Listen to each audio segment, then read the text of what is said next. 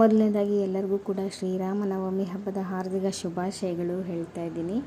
So ದೇವರು ಎಲ್ಲರಿಗೂ ಕೂಡ ಒಳ್ಳೇದು ಮಾಡಲಿ ಅಂತ ಆಶಿಸ್ತೀನಿ. ನಾನು ಕೂಡ ಇಲ್ಲಿ ದೇವ್ರ ಪೂಜೆ ಎಲ್ಲ ಮಾಡಿದ್ದಾಯಿತು. ಬೆಳಗ್ಗೆನೇ ಎದ್ದು ಸ್ವಲ್ಪ ಇವತ್ತು ಕೆಲಸ ಇದ್ದಿದ್ದ ಕಾರಣ ಸ್ವಲ್ಪ ಬೇಗನೆ ಎದ್ದೊಳಿದ್ದೀವಿ. ಬಿಕಾಸ್ ನಮ್ಮ ಅಕ್ಕನ ಡೆಲಿವರಿ ಡೇಟ್ ಕೂಡ ಇತ್ತು ಇವತ್ತೇ.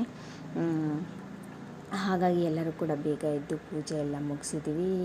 ಇನ್ನೊಂದೇನಪ್ಪ ಅಂದರೆ ಇವತ್ತು ಹಬ್ಬ ಕೂಡ ಹೌದು.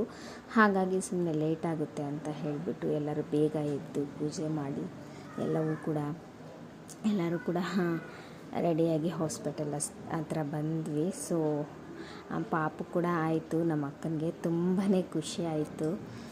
ಅದೆಲ್ಲ ಮುಗಿಸ್ಕೊಂಡು ಸೊ ನಾನು ನನ್ನ ಹಸ್ಬೆಂಡ್ ಇವಾಗ ಮನೆ ಕಡೆ ಹೊರಟಿದ್ದೀವಿ. ಎಲ್ಲರೂ ಕೂಡ ಹಾಸ್ಪಿಟಲ್ ಹತ್ರ ಇದ್ದರು. ನಾವಿಬ್ಬರು ಮನೆ ಕಡೆ